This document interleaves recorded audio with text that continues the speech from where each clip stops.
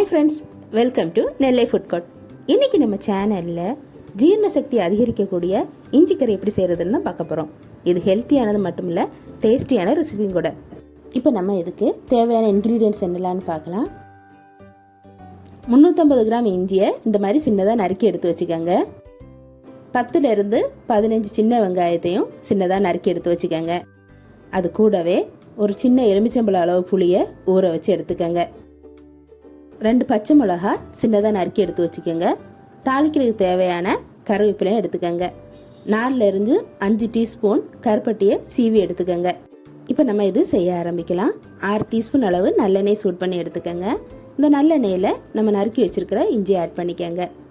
இஞ்சியை நல்ல பொன் நிறம் ஆகிற வரை இதில் வதக்கி எடுத்துக்கோங்க. மீடியம் ஃப்ளேமில் வச்சு இஞ்சியை வதக்கிக்கோங்க.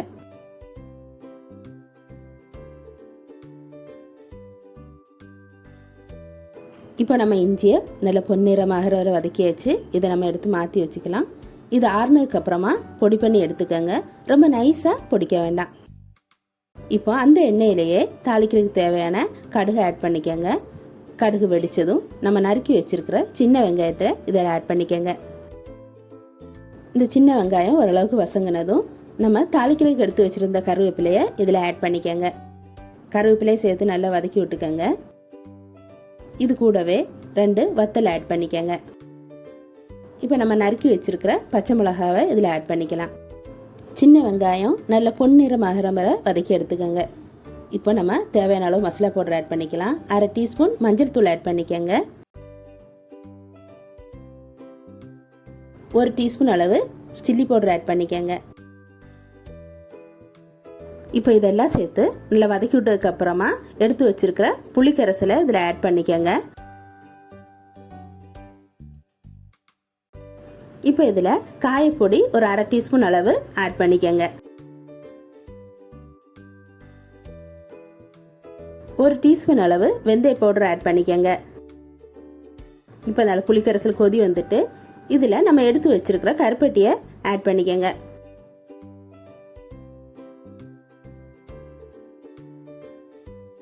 இப்போ இது எல்லாத்தையும் நல்லா கலந்து விட்டதுக்கு அப்புறமா நம்ம பவுடர் பண்ணி வச்சிருக்கிற இஞ்சி இதில் ஆட் பண்ணிக்கலாம்.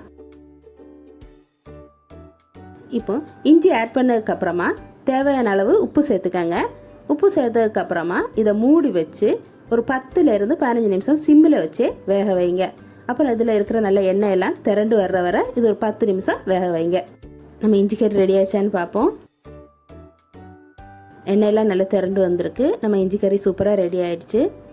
இது ஆறுனதுக்கப்புறமா பாட்டில் போட்டு ஃப்ரிட்ஜில் வச்சுக்கோங்க.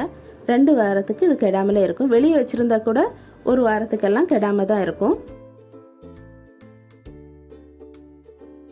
இந்த ரெசிபியை கண்டிப்பாக உங்கள் வீட்டில் ட்ரை பண்ணி பாருங்கள். ட்ரை பண்ணி பார்த்துட்டு எப்படி இருந்துச்சுன்னு கமெண்டில் போட்டு விடுங்க.